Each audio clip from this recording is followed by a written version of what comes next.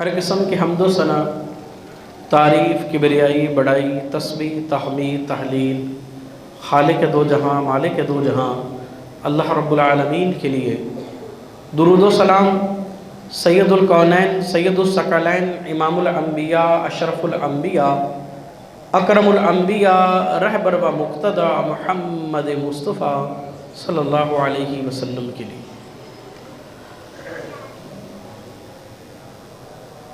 پچھلے خطبے میں وصیت، وراثت، اس کی اہمیت کے اوپر میں نے گفتگو کی تھی، اور یہ عرض کیا تھا کہ انشاءاللہ آئندہ آنے والا جو خطبہ ہوگا اس میں ہم اس موضوع پر بات کریں گے کہ کسی مرنے والے کی جو وصیت ہے اس وصیت کے اوپر عمل کس انداز سے کیا جائے، یا اس کا کیا طریقہ کار ہو۔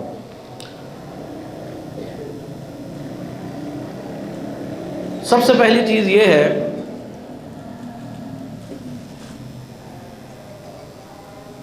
کہ جو بندہ بھی فوت ہوا ہے اس مرنے والے کی جو وصیت ہے اس پر تعمیل سے پہلے جو چیز دیکھنی ہے وہ یہ ہے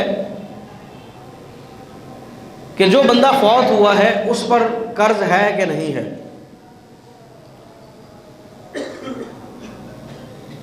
یعنی اس کی وراثت اس کے ورثاء کے اندر تقسیم بعد میں ہوگی، بیٹے ہیں، بیٹیاں ہیں، بیوی ہے، یا دیگر جو بھی اس کے ورثاء بنتے ہیں،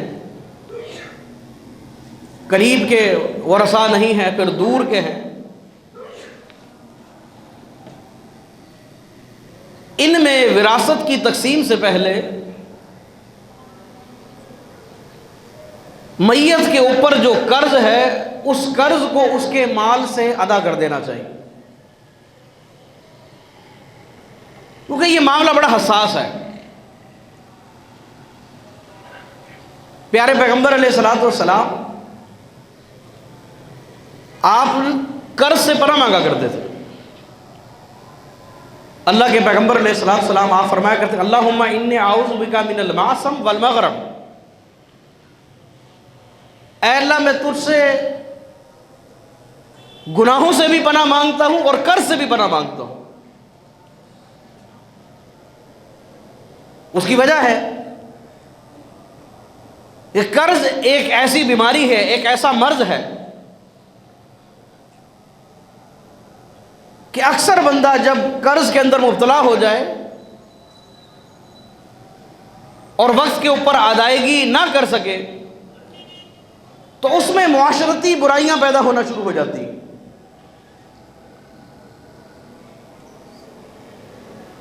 کسی نے قرض اٹھایا ہے، فلاں وقت میں آپ کو دے دوں گا،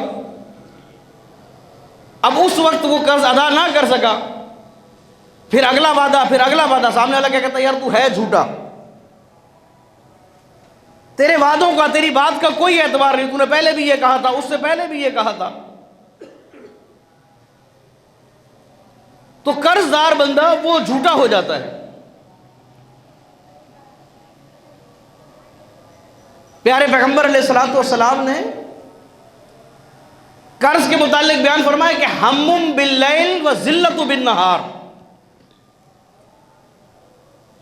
قرض ایک ایسا مرض ہے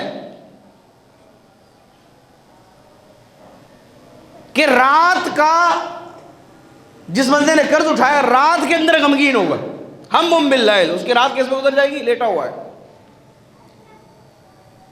شوگر بڑھ رہی ہے، بلڈ پریشر بڑھ رہی ہے، ڈپریشن ہو رہا ہے، یار فلاں کا بھی دینا ہے، فلاں کا بھی دینا ہے، فلاں کا بھی دینا ہے، رات بستر پر لیٹا، اس کی رات سکون میں نہیں ہے، ہم باللیل، رات اس کی غم میں گزر رہی ہے، پریشانی میں گزر رہی ہے، وَذِلَّةُ بِالنَّهَارِ، اور جب دن چڑھتا ہے تو پھر لوگوں سے اپنی نظر بچاتا ہے، یار فلاں نے اگر مجھے دیکھ لیا تو مجھے پکڑ دے گا، آج تو فلاں کا وعدہ تھا، آج فلاں کا وعدہ تھا، اب اس کو ادا نہیں کروں گا وہ پکڑ دے گا۔ تو پیارے پیغمبر علیہ الصلوۃ والسلام نے اس کو رات کا غم اور دن کی ذلت قرار دیا۔ لیکن آج دیکھیے ہمارے معاشرے میں جسے قرض کی ضرورت ہوتی ہے، ٹھیک ہے یہ ناجائز نہیں ہے، ضرورت پڑنے پر صحابہ سے لیا ہے، اللہ کے رسول علیہ السلام نے بھی قرض لیا ہے، یہ ایک جائز عمل ہے۔ لیکن جس وقت بندہ قرض کو لے اس کی دینے کی نیت تو ہو۔ آج ہمارے معاشرے میں یہ مرض اتنا پھیل چکا ہے، بغیر سوچے سمجھے معاشرے میں آپ کو ایسے لوگ ملیں گے بغیر سوچے سمجھے کہ یار یہ میں قرض لے رہا ہوں، اس کی ادائیگی کس طرح کروں گا، کوئی پلان نہیں ہے، آگے کوئی راستہ نہیں ہے، لیکن سامنے والے کو وقت بھی دیتے ہیں، راستہ بھی بتاتے ہیں۔ ہم نے اپنی ضروریات کو بڑھا دیا، اپنے لائف سٹائل کے اندر ہم اس طرح سے آگے بڑھ گئے کہ جو ضروریات ہیں ان کو بڑھا دیا، اور ان ضروریات کو پورا کرنے کے لیے کتنا ہی ہمیں قرض اٹھانا پڑے قرض اٹھا لیتے ہیں بغیر کسی فکر کے۔ بندہ گھر بناتا ہے، لوگوں میں تو مشہور ہے یار ایک مرتبہ تو قرض اٹھانا پڑے گا، قرض کے بغیر گھر بنتے کوئی نہیں۔ بھائی چھوٹا بنا لو، اپنی گنجائش کے مطابق بنا لو۔ بندے کے گھر میں شادی ہو، بیٹی کی بہن کا نکاح ہے، یہ ذہن بن گیا معاشرے کا کہ یہ شادی بغیر قرض کے ہو ہی نہیں سکتی، میرا کنبہ بہت بڑا ہے، خاندان بہت بڑا ہے، میں نے جہیز بھی دینا ہے، میں نے مائیوں بھی کرنی ہے، مہندی بھی کرنی ہے، فلاں جو ہمارا برادری کے اندر گھر تھا اس نے اتنا خرچہ کیا ہے، مجھے اس سے بڑھا کر کرنا ہے، میری گنجائش نہیں ہے، تو کیا ہوا قرض لیں گے انشاءاللہ چکاتے رہے۔ اب یہ ضرورت کا قرض نہیں ہے، یہ مجبوری کا، یہ شوق کا قرض ہے۔ اور پھر آپ کو معاشرے میں ایسے لوگ بھی ملیں گے، خصوصاً یہ کاروباری حضرات، ان سے پوچھیں ان کے کھاتے بھرے پڑے ہوں گے، یہ بتائیں گے یار فلاں بندہ یہ قرض بس یہ کھا گیا، اور مجھے اکیلے کو نہیں پتہ نہیں کتنوں کو کھا گیا۔ ہم اس کو گناہ نہیں سمجھتے، ہم اس کو برائی نہیں سمجھتے، ہم اسے معاشرے کا حصہ سمجھتے ہیں۔ پیارے پیغمبر علیہ السلام کے پاس جب کسی کا جنازہ لایا جاتا، نبی مکرم علیہ السلام جنازہ پڑھنے سے پہلے سب سے پہلا جو سوال کرتے تھے وہ یہی سوال کرتے تھے، قرضدار تو نہیں ہے، یہ بندہ قرضدار تو نہیں ہے؟ کیا معنی اس کا؟ اس کا معنی یہ ہے کہ اگر بندہ مقروض ہے اور وہ فوت ہو گیا ہے، اس کے مرنے کے بعد بھی اس کا قرض اترے گا، اس وقت تک نہیں جب تک اس کے ورثاء اس قرض کو اتروا نہ دے یا کوئی اس کو اپنے ذمے نہ لے۔ جب تک کوئی بندہ اس کو ذمے نہیں لے گا اس کا قرض نہیں اترے گا، اور جب تک قرض نہیں اترے گا اس کا جنت کے اندر آسانی کے ساتھ داخلہ بھی نہیں ہو، چاہے اس کی نمازیں ہوں، اس کا روزہ ہو، اس کو جنت کے اندر جانے سے رکنے کے لیے اتنا ہی کافی ہے لوگوں کا پیسہ کھایا ہوا ہے۔ رسول اللہ صلی اللہ علیہ وسلم کے پاس ایک دن ایک جنازہ لایا گیا، پیارے پیغمبر علیہ السلام نے پوچھا اس کے اوپر قرضہ ہے؟ بتایا گیا جی ہاں اللہ کے پیغمبر علیہ السلام اس پر قرض ہے۔ بعض روایات کے اندر آیا 2 دینار، بعض میں آیا 3 دینار۔ پیارے پیغمبر علیہ السلام نے کیا فرمایا؟ آپ نے فرمایا اس پہ قرض ہے اور اس کی جو وراثت ہے کیا وہ اتنی ہے کہ اس کا قرض اتروا دیا جائے؟ کہا نہیں جی، پیچھے اس نے اتنا بھی نہیں چھوڑا کہ اس کا قرض اتروا دیا جائے۔ اللہ کے پیغمبر علیہ السلام نے کیا فرمایا؟ صحیح مسلم کے حدیث ہے، آپ نے فرمایا صلوا علی صاحبکم، آپ نے فرمایا جاؤ اپنے بھائی کا جنازہ پڑھ دو، اپنے ساتھی کا جنازہ پڑھ دو، میں محمد صلی اللہ علیہ وسلم اس کا جنازہ نہیں پڑھوں۔ اب مجھے بتائیے کہ پیارے پیغمبر علیہ السلام آپ کا کیا مرتبہ، آپ کا کیا مقام، آپ کی کیا شان، آپ تو رحمت للعالمین ہیں۔ آپ نے کل قیامت کے دن سب سے پہلے خلائق میں جو بندہ کھڑا ہوگا وہ کون ہوں گے؟ جناب محمد رسول اللہ صلی اللہ علیہ وسلم، اللہ کے آگے شفاعت کے لیے کھڑے ہوں گے نا۔ جو اس جہاں کے اندر بھی آپ کے لیے دعائیں کرتے رہے، کل قیامت کے دن بھی سب سے پہلے اپنے رب کے آگے کھڑے ہوں گے شفاعت کے لیے۔ کیسا اللہ تبارک و تعالیٰ نے اس نبی کو بنایا، لیکن نبی کیا فرما رہے ہیں؟ صلو علی صاحبکم، جاؤ اپنے ساتھی کا جنازہ پڑھو، میں نہیں پڑھوں گا۔ چھوٹا معاملہ ہے۔ اس حدیث سے پہلی بات یہ سمجھ آئی کہ جس بندے کے اوپر قرض ہوگا، جس بندے کے اوپر قرض ہوگا، دیکھا جائے گا اس کے پاس، اس کے پیچھے اتنا مال و متاع ہے۔ اگر اتنا مال و متاع ہے، قرض دینا، اس نے لاکھ کا جائیداد پیچھے بنا رکھی تھی، 1.5 لاکھ کی یا لاکھ کی بنا رکھی تھی، تو اس کا سب سے پہلا کام یہ ہوگا کہ اس کی جائیداد میں سے اس کا قرض اتروایا جائے۔ اور جس کے اوپر قرض اتنا ہو، اللہ اکبر کبیرہ، قرض اتنا ہو کہ اس کی کل جائیداد کو بھی بیچ دیا جائے، کل جائیداد اس کی بک جائے، بکنے کے بعد اس کا قرض پورا نہ ہو، اللہ اکبر کبیرہ، تو پھر اس قرض کو پیچھے کوئی ذمہ لے، اس قرض کو کوئی اٹھائے۔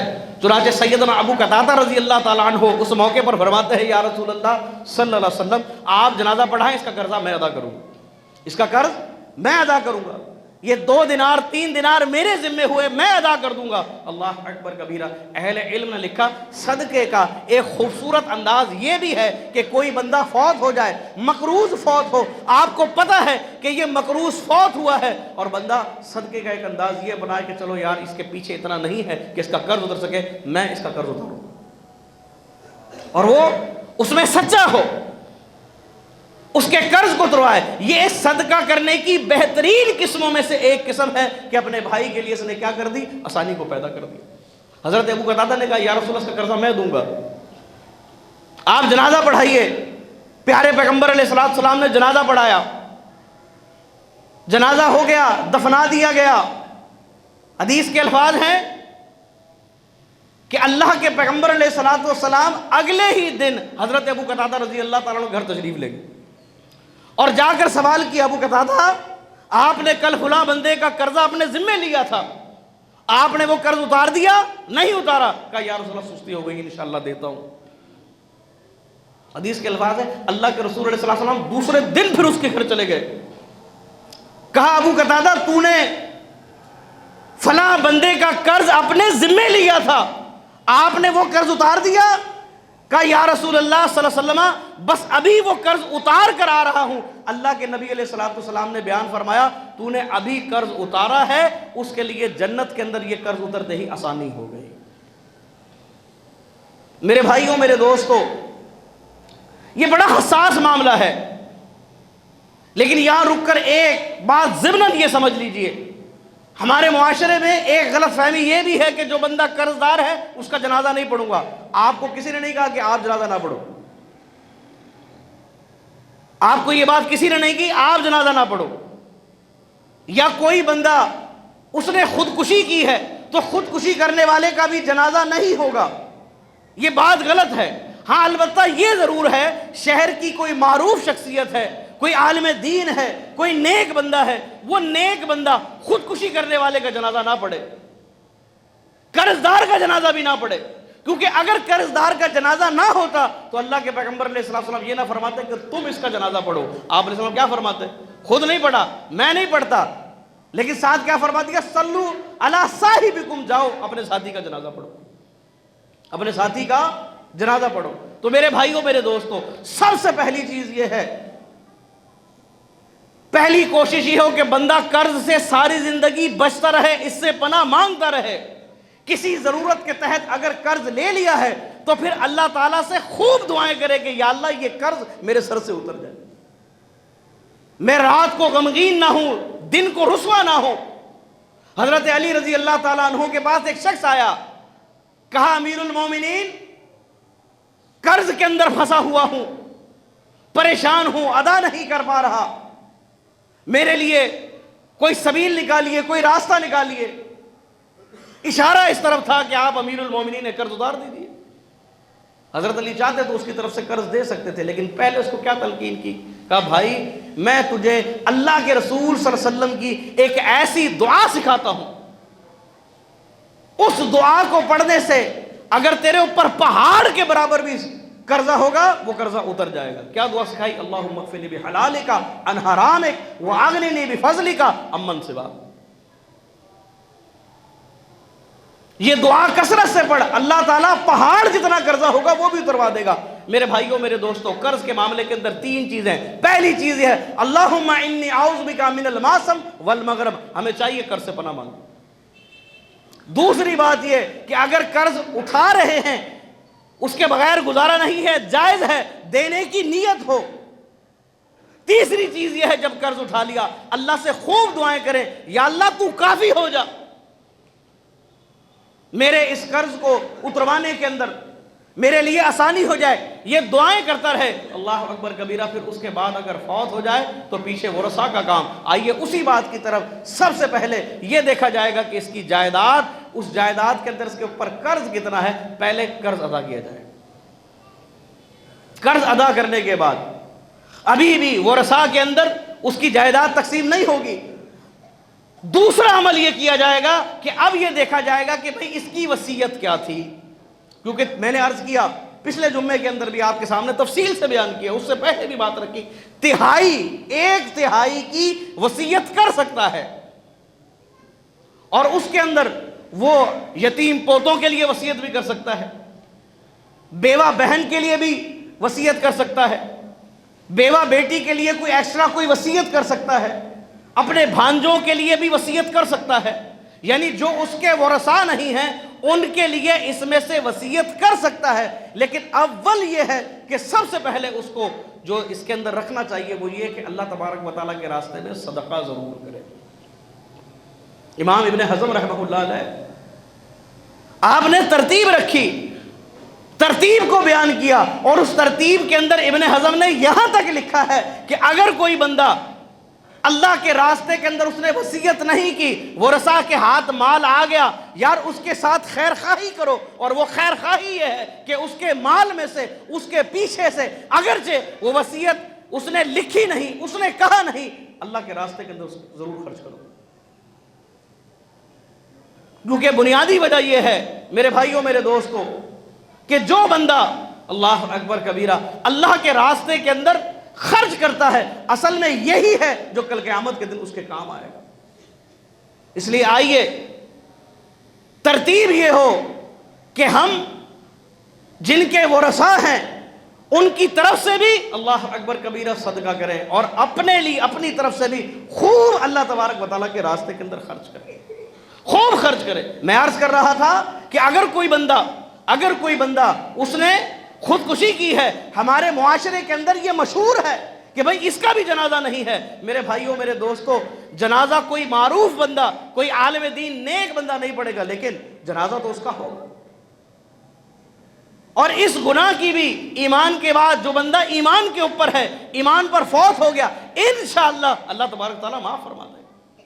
اس کی سب سے بہترین دلیل صحیح مسلم کے اندر ایک واقعہ موجود ہے۔ صحیح مسلم کے اندر آتا ہے طفیل بن عمر دوسی رضی اللہ تعالیٰ عنہ، صحابی رسول ہے، پیارے پیغمبر علیہ السلام نے، آپ نے جب مکے سے ہجرت کی مدینہ تشریف لائے، حضرت طفیل رضی اللہ تعالیٰ عنہ انہوں نے بھی ہجرت کی تھی، اور اپنے ساتھ ایک ساتھی کو لے کر چلے، وہ بھی صحابی رسول تھے، ساتھی کو لے کر چلے، اسلام کو قبول کیا تھا، مدینہ پہنچا۔ جب مدینہ پہنچا، مدینے کی آب و ہوا اس کو راس نہ آئی، بڑی تکلیف تھی، بڑی تکلیف کے اندر اس کے دن گزرے، اتنی تکلیف اس کو آب و ہوا راس نہ آئی، بیماری بڑھتی چلے گئی۔ غلطی اس نے کیا کی کہ اپنے تیر کا ترکش لے کر اس کو اپنے 2 انگلیوں کے بیچ کے اندر اس کو چلا دی کہ تکلیف اس سے کم ہو جائے گی، اس سے خون بہنے لگا، اور پھر خون اتنا بہا، صحیح مسلم کے اندر امام مسلم نقل فرمایا بندہ ہی فوت ہو گیا۔ اب اس نے کیا تھا، اس نے اپنے ہاتھ کی تکلیف دور کرنے کے لیے اس کو ایسی تکلیف میں مبتلا کیا کہ یہ تکلیف اس کی موت کا سبب بن گئی، یعنی اس نے اپنے آپ کو خود ہلاکت کے اندر ڈال دیا، بندہ فوت ہو گیا۔ اب جب فوت ہو گیا، حضرت طفیل رضی، یہ بات تو معروف ہے کہ جو بندہ خودکشی کرے گا اس کا ٹھکانہ کیا ہے، اس کا ٹھکانہ تو جہنم ہے، اللہ کے رسول نے بیان فرمایا ہے۔ حضرت طفیل رضی اللہ تعالیٰ نے بیان فرماتے ہیں میں نے اسے خواب میں دیکھا کہ جنت کے اندر ہے، جنت کے اندر گھوم رہا ہے، پھر رہا ہے، کی خودکشی تھی، اپنے آپ کو ہلاکت کے اندر ڈالا تھا۔ میں نے اسے دیکھا جنت کے اندر گھوم رہا ہے، تو میں نے اس سے پوچھا بتا تیرا معاملہ کیا بنا، کیسے جنت کے اندر داخل ہو گیا؟ اس نے کیا کہا؟ اس نے کہا کہ بھائی مجھ سے غلطی ہوئی تھی، پر اللہ تبارک و تعالیٰ نے میرے ہجرت کرنے کے سبب میری اس نیکی کو اللہ نے ایسے قبول فرمایا، اس نیکی کے بدلے مجھے جنت کے اندر داخل کر دیا۔ حضرت طفیل فرماتے ہیں کہ اس نے اپنے اوپر چادر ڈال رکھی تھی۔ میں نے کہا یہ چادر کیوں لپیٹ رکھی ہے؟ اس نے کہا کہ وہ جو میں نے غلطی کی تھی نا، میں نے غلطی کی تھی، وہ غلطی کیا تھی؟ اپنے ہاتھ کو میں نے اپنے ہاتھ سے نقصان پہنچایا جو میری موت کا سبب بنا تھا۔ البتہ اس کے اندر خرابی ابھی بھی باقی ہے۔ اللہ اکبر کبیرہ۔ حضرت طفیل رضی اللہ تعالیٰ ساتھی تھا، دوست تھا، محبت تھا کہ یار دیکھو، اسلام کی خاطر، ایمان کی خاطر، دین کی خاطر گھر بار کو چھوڑا تھا، ہجرت کی تھی، دوستی بھی تھی، تعلق بھی تھا، علاقے کا بھی تھا۔ اللہ کے رسول علیہ السلام کے پاس آئی، یا رسول اللہ صلی اللہ علیہ وسلم، رات میرا دوست خواب میں آیا تھا، میں نے دیکھا جنت کے اندر گھوم رہا ہے، پھر رہا ہے، اللہ نے بڑی آسانی کی، اس نے خود بیان کیا کہ یہ جو میں نے ہجرت کی، اس ہجرت کی جو قربانی جو میں نے ہجرت کی دی تھی، اللہ اکبر کبیرہ، اللہ نے اس کو قبول فرما لیا۔ جو قربانی کس کے لیے تھی؟ اللہ کے لیے تھی، اللہ نے قبول فرما لیا۔ اب جب اللہ نے قبول فرما لیا، جنت میں داخل کر دیا، لیکن اس کا ہاتھ جو ہے وہ ابھی بھی تکلیف کے اندر ہے، یا وہ درست نہیں ہے۔ پیارے پیغمبر علیہ السلام نے بات سنا، صحیح مسلم کے الفاظ ہیں، اللہ کے نبی نے اپنے ہاتھوں کو اٹھا دیا، اللہم فاغفر لیدیہ، اللہم فاغفر لیدیہ، اللہم فاغفر لیدیہ، اے اللہ اس کے ہاتھوں کو بھی معاف فرما دے، اللہ اس کے ہاتھوں کو بھی معاف فرما دے۔ میرے بھائیوں، میرے دوستو، اس حدیث کی روشنی کے اندر جو بات سمجھ آتی ہے وہ یہ ہے کہ بندہ اگر مقروض ہے، قرضدار ہے، جنازہ اس کا بھی ہوگا، بندے نے خودکشی کی ہے، جنازہ اس کا بھی ہوگا، لیکن یہ اور بات ہے کہ اگر شہر کا کوئی نیک بندہ، بڑا آدمی، معروف شخصیت کھڑا ہو کر اس کا جنازہ پڑھائے، یا نیکوکار جو ہے وہ آ کر جنازے کے اندر کھڑے ہو جائے، تو پھر یہ جو معاشرتی برائیاں ہیں، قرض بھی ایک معاشرتی برائی بن جاتا ہے، ناسور بن جاتا ہے۔ اللہ اکبر کبیرہ۔ اسی طریقے سے خودکشی بھی ایک معاشرتی برائی، یہ معاشرتی برائی ہے، اور نیک لوگ کھڑے ہو کر اس کے جنازے کے اندر کہتے ہیں اللہم اغفر لہ ورحمہ وعافہ واعف عنہ واکرم نزلہ، نیک لوگ اس کے لیے دعائیں کرتے ہوں تو معاشرے سے یہ برائی ختم نہیں ہوگی، بلکہ یہ برائی اور پھیلے گی کہ چلو اس برائی پہ خاتمہ ہو بھی گیا، فلاں نیک بندہ، فلاں نیک بندہ، فلاں نیک بندہ میرے جنازے میں آئے گا، آ کر میرے لیے دعا کرے گا، یہ معاشرے کے اندر برائی ختم نہیں ہوگی۔ یہی معاملہ قرضدار کے لیے بھی ہے۔ پیارے پیغمبر علیہ السلام نے جہاں پہلے قرض کو اتروایا، پھر اس کے بعد اگلی چیز یہ ہے کہ اس کی وصیت کے اوپر تعمیل ہوگی، اور اس کے اندر جو تہائی حصہ ہے جس کا یہ مرنے کے بعد بھی اصل میں اس کو اختیار تھا کہ اپنے مرنے کے بعد بھئی میرے مرنے کے بعد یہ فلاں فلاں فلاں فلاں کام کرے، تو وہ کام کروائے۔ اب میں آج آپ سے پوچھتا ہوں، میں اپنے آپ سے سوال کرتا ہوں کہ اگر ہم میں سے کسی کے پاس اتنا مال ہے کہ اس مال کی وصیت ہونی چاہیے، اس کو لکھنا چاہیے، کیا ہم اس کے اوپر عمل کرتے ہیں؟ یا ہم نے اس کے اوپر عمل کیا ہے؟ یا ہم نے اپنی اولادوں کو بٹھا کر یہ بات بیان کی ہے کہ بھائی یہ جو تمہاری پھپھو ہیں، بیوہ ہے، میں اس کے معاملات کو چلا رہا تھا، میرے بعد تم نے اس کا خیال رکھنا ہے، آیا وہ خیال رکھیں گے کہ بھی نہیں رکھیں گے؟ یہ بات ہم نے کبھی کی؟ اگر کوئی بیٹی ہے، بیٹی بیوہ ہے، بھانجے ہیں یتیم ہیں، پوتے ہیں یتیم ہیں، نواسے ہیں یتیم ہیں، میرے بھائیوں، میرے دوستو، جتنے بھی وراثت کے معاملات شہر کے آتے ہیں، الا ماشاء اللہ، کہ جس کے اندر جب وراثت تقسیم ہو رہی ہو بالکل آسانی کے ساتھ تقسیم ہو جائے، ایسے آپ کو لوگ ملیں گے مگر قلیل ملیں گے۔ جس طرح باپ اللہ کے راستے کے اندر خرچ کر رہا ہوتا ہے، اگر اولادوں کو تلقین نہیں کرتا، ان کو نہیں سکھاتا، آپ کو اس کی مثالیں نہیں ملیں گی۔ اور یقین کیجئے، بندہ ہوتا ہے نا جو حیثیت والا، خصوصاً جو بندہ حیثیت والا ہے، اس کو اللہ نے دین کی سمجھ دی، اس کو پتہ ہے یار خوب صدقہ کرو، خوب زکات دو، خوب اللہ کے راستے کے اندر خرچ کرو، دین کے اندر لگاؤ۔ اگر وہ اپنی اولادوں کو مستقل اس کام کے اندر نہیں لگاتا، نتیجہ کیا نکلتا ہے؟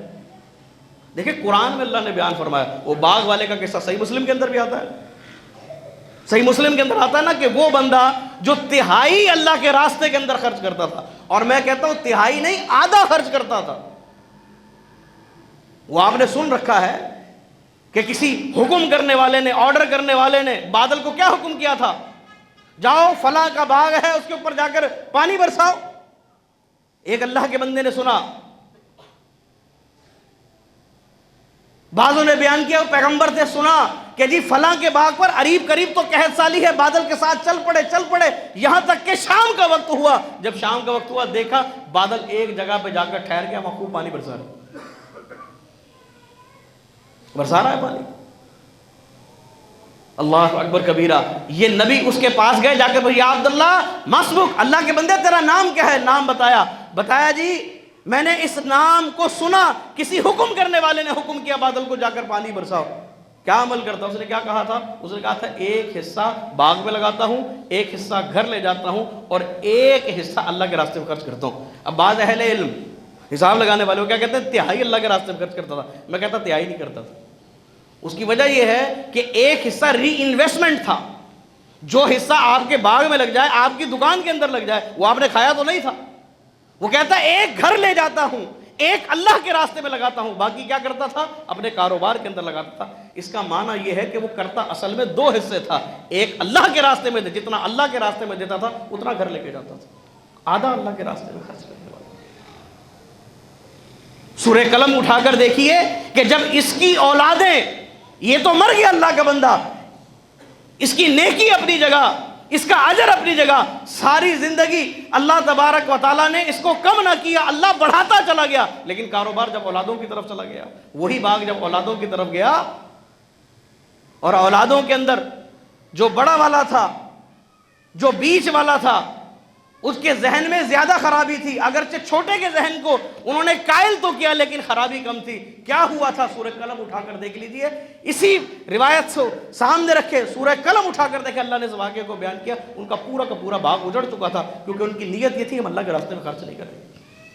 مجھے جو اس روایت کے اندر اور قرآن کی آیتوں کے اندر اس واقعے میں جو بات سمجھ آتی ہے، وہ ایک نقطہ یہ بھی ہے کہ بندہ خود صدقہ کرتا ہو، زکوٰۃ دیتا ہو، حیثیت والا ہو، لیکن اگر اولادوں کو اس راستے کے اوپر نہیں لگائے گا تو خود تو زندگی اچھی گزار جائے گا، پیچھے اولادیں اس کو اس طرح سے لے چلیں. یہ عقل سے بعید ہے. الا ماشاء اللہ کہ اولادوں کی تربیت دین کے اوپر ہے، وہ باپ سے بھی اس معاملے کے اندر آگے نکل جائے. اس کی مثالیں ہیں لیکن قلیل ہیں. اس لیے آپ وصیت ایسی لکھیے، بیان ایسا ہو، اولادوں کو بھی پتا ہو، بعد میں جھگڑے نہ ہو، بعد میں کسی کے ساتھ کسی قسم کی کوئی زیادتی نہ ہو. لیکن آپ دیکھتے ہیں کہ ہمارے معاشرے کے اندر اس حوالے سے غلط فہمیاں بھی موجود ہیں، زیادتیاں بھی موجود ہیں.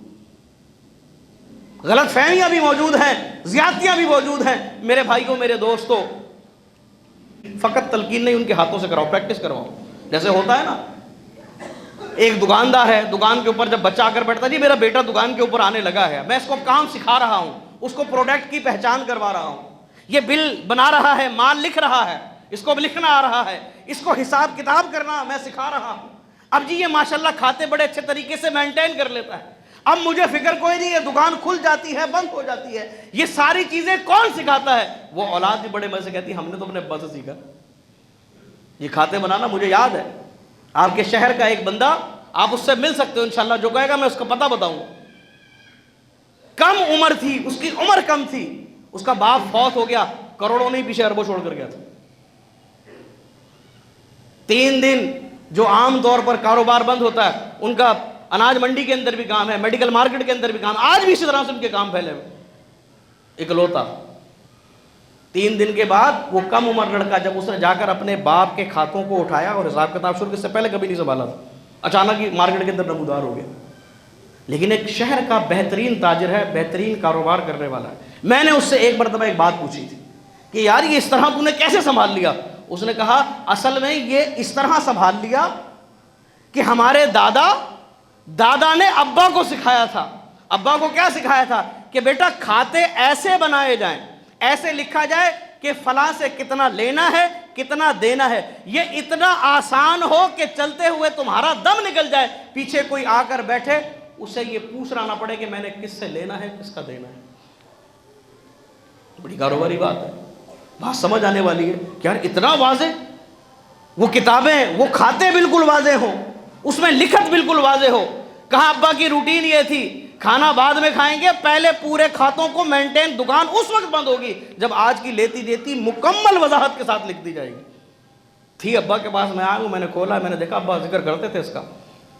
جب میں نے کھولا وہ سیدھا سمجھ آ رہا تھا کس سے ہم نے کتنا لینا ہے، کس کا ہم نے کتنا دینا ہے۔ اسی سلسلے کو وہیں سے ہم نے آگے بڑھایا اور آج میں اسی انداز سے کرتا ہوں، اور یہی سلسلہ میں کرتا رہوں گا حتیٰ کہ اگر میں مر جاؤں، میری اولادیں آئیں تو وہ اس کاروبار کو لے کر چلیں۔ میں آپ سے پوچھتا ہوں، جو مجھے بات سمجھ آئی آج کھڑے ہو کر کے، یار وہ تو چلو ایک اس نے کاروباری بات کی، کیا خیال ہے ہماری وصیت اتنی واضح ہونی چاہیے کہ نہیں ہونی چاہیے؟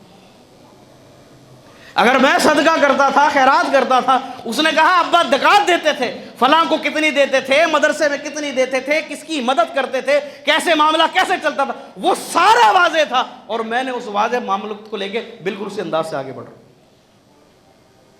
میرے بھائیوں، میرے دوستوں، یہ انداز اپنائیے، یہ انداز ہو کہ جہاں اولادوں کو کھاتے بنانا سکھائیں، دکان پر بٹھانا سکھائیں، جہاں ان کو لین دین کرنا سکھائیں، اچھے برے سے گفتگو کرنا سکھائیں، اچھی اور بری باتوں سے کیسے آپ نے اچھی باتیں کرنی ہے، برے لوگوں سے بچنا ہے، یہ ساری تربیت کا حصہ ہو، وہاں یہ بھی پریکٹیکلی تربیت ہونی چاہیے۔ دیکھو میں اللہ کے راستے میں دے رہا ہوں، تم بھی اللہ کے راستے میں دو، ان کے ہاتھوں سے صدقہ کرواؤ، ان کے ہاتھوں سے خیرات کرواؤ، ان کے ہاتھوں سے زکوٰۃ دلواؤ، اور کبھی ان کے دلوں کے اندر تنگی نہ آئے۔ میرے بھائیوں، میرے دوستوں، جب اس انداز سے تربیت ہو، اللہ اکبر کبیرہ، پھر آئندہ آنے والی نسلیں آپ کے مرنے کے بعد بھی آپ کی طرف صدقہ کریں گے۔ سیانے کہتے ہیں جو بو گے وہ کاٹو گے، بیج ڈالو گندم کا، انتظار چاول کا ہو، یہ کون سی سائنس ہے؟ اگر اس کو سکھایا ہی نہیں، اس کے ہاتھ سے کروایا ہی نہیں، نماز کے لیے اس کو کھڑا کیا ہی نہیں، دین پر کبھی لگایا ہی نہیں، پھر انتظار ہو اس چیز کا کہ میرا بیٹا میرا بڑا ادب کرنے والا ہوگا، بڑا دیندار ہوگا، بڑا نمازی متقی ہوگا، ہو سکتا ہے ایسا ہو بھی جائے، اس کے دل کے اوپر چوٹ لگے، لیکن سوال یہ پیدا ہوتا ہے تو نے دنیا کے لیے سب کچھ کیا، دین کے لیے کیا کیا؟ اس کی دینی تربیت کیا کی؟ تو میرے بھائیوں، میرے دوستوں، ترتیب یہ ہو کہ پہلے قرض کو اتارا جائے، پھر اس کے بعد اس کی وصیت کو کھولا جائے، اور اللہ کے لیے اگر کسی کی وصیت لکھی ہوئی ہے یا ہم میں سے کسی کی وصیت علم میں ہے تو اس وصیت کے اوپر تعمیل کرنی چاہیے۔ تعمیل نہ کرنا، وہ چھوٹ گیا، اب آنے والے پکڑے جائیں گے۔ اسی طریقے سے میں نے پہلے بھی عرض کیا کہ بیٹیوں کے حقوق کے اندر، بہنوں کے حقوق کے اندر، اگر بھائی نے زیادتی کر دی ہے، زیادتی کی، فوت ہو گیا، تمہارا باپ تھا، اللہ اکبر کبیرہ، وہ لا علمی کی بنیاد کے اوپر ایسا کر گیا یا ظلم کی بنیاد پر ایسا کر گیا، لیکن آپ کو اللہ نے دین دے دیا، آپ کو اللہ نے مسجدیں دے دی، آپ کو اللہ نے ایمان دے دیا، آپ کو اللہ نے توحید دے دی، آپ کو اللہ نے سنت پر چلنے کی توفیق دے دی، یہ سب چیز آپ کے علم کے اندر آ گئی، تو پھر آپ کو چاہیے یہ کہ آج بھی اس معاملے کو جو ٹیڑھا ہو چکا تھا اس کو سیدھا کر دیجیے، اور آپ یقین کیجیے آپ اس کو سیدھا کریں گے انشاءاللہ اللہ تبارک و تعالیٰ دنیا کے اندر آپ کے معاملات کو مزید سیدھا در سیدھا کر دے۔ اگرچہ غلطی جس کی ہے سزا تو اس کو ملے گی، لیکن ہے تو ہمارا اپنا، جس نے ہمارے لیے اتنا کچھ کیا ہو، ہم اس کے پیچھے سے کیا کرتے ہیں؟ رمضان کا مہینہ آنے کو ہے، شعبان کی آج کو 7، 8، 9 تاریخ ہو گئی ہوگی، 8، 9 تاریخ آج ہو چکی ہے الحمدللہ۔ رمضان کا مہینہ اب قریب ہے، سب سے پہلے اللہ تعالیٰ سے یہ دعا کریں، یا اللہ ہمیں رمضان کے مہینے میں پہنچا دیں، اس رحمتوں والے برکتوں والے مہینے سے رحمتیں اور برکتیں ہمیں سمیٹنے کی اللہ توفیق عطا فرما دے، ہمارا انداز وہ انداز بن جائے جو صحابہ کرام رضوان اللہ علیہ مجمعین کا انداز تھا، اور وہ انداز کیا تھا؟ رمضان سے پہلے اللہ اکبر کبیرہ اپنے زکوٰۃ کے معاملات کو، اپنے صدقات کے معاملات کو، اپنی تمام چیزوں کو سمیٹنا شروع کرتے تھے، اللہ اکبر کبیرہ، اور رمضان کا استقبال بڑے بھرپور انداز کے اندر کرتے تھے۔ اگرچہ ہمارے ہاں جو رمضان کا استقبال ہے اس کا انداز یہ ہے کہ ہمیں کپڑوں کی فکر ہوتی ہے کہ بھائی رمضان میں تو رش بڑھ جائے گا، پھر درزی کپڑے نہیں لے گا، ہمیں فکر اس چیز کی ہوتی ہے کہ نئے نئے جوتے ابھی سے خرید کے ہم رکھ لیں، پھر رش پڑ جائے گا۔ ہم دنیاوی اعتبار سے بناؤ سنگھار کے اعتبار سے اس کی ہم تیاری اس انداز میں کر رہے ہوتے ہیں کہ ایک رمضان کی تیاری ہے، پھر رمضان کے اندر عید کی تیاری ہے، ہمارا رخ رمضان کے اندر یا رمضان سے پہلے بازاروں کی طرف ہوتا ہے۔ میرے بھائیوں، میرے دوستوں، صحابہ کرام رضوان اللہ علیہم اجمعین، ان کا انداز بالکل مختلف تھا۔ وہ رمضان کا استقبال اس انداز سے کرتے تھے کہ جیسے رسول اللہ صلی اللہ علیہ وسلم شعبان کے اندر کثرت سے روزے رکھتے۔ استقبال ہے۔ صحابہ کرام رضوان اللہ علیہم اجمعین جو زکوٰۃ کا معاملہ تھا اس کو سمیٹ لیتے تھے، جس کا دینا ہوتا دے دیتے، جس کا لینا ہو، جس سے لینا ہوتا لے لیتے تھے، اور پھر رمضان کے مہینے کے اندر لگ کر خوب دل جمی کے ساتھ رب العالمین سے کی عبادت کرتے تھے، روزے رکھتے تھے، نمازیں پڑھتے تھے، عمرہ کرتے تھے، دعائیں کرتے تھے، استغفار کرتے تھے، اور اللہ سے یہ بھی دعا کرتے تھے یا اللہ ایسی رحمتیں ہماری زندگی کے اندر اور آئیں۔ تو اس لیے اب رمضان کا مہینہ قریب ہے، اس کی تیاری شروع کیجئے، اور وہ تیاری کس انداز کے اندر ہو؟ نمازوں کے اندر تیز ہو جاؤ، قرآن کے اندر تیز ہو جاؤ، تاکہ یہ اسپیڈ جب رمضان کا مہینہ ہے اسٹیمنا کے ساتھ یہ اسپیڈ برقرار رہے، اور تیزی، جیسا کہ اللہ کے رسول علیہ السلام کرتے تھے۔ صدقات میں تیز ہو جاؤ، جیسا کہ اللہ کے پیغمبر علیہ السلام رمضان کے مہینے کے اندر تیز آندھی سے بھی زیادہ اللہ کے راستے میں دیا کرتے تھے۔ اور یاد رکھیے، یہ صدقات کے حوالے سے ضروری نہیں ہے کہ ایک بندہ وہ کہے کہ جی میں لاکھوں کماؤں گا، ہزاروں کماؤں گا، اپنے پورے اخراجات کر لوں گا، پھر اس کے بعد جو بچے گا وہ صدقہ کروں گا۔ یہ ضروری نہیں ہے۔ اس کی وجہ یہ ہے کہ ہمارے ہاں ہم کوانٹٹی دیکھ رہے ہوتے ہیں، اللہ تبارک و تعالیٰ کوالٹی دیکھتا ہے، خوبی دیکھتا ہے، آپ کا دل دیکھتا ہے، آپ کا تقویٰ دیکھتا ہے۔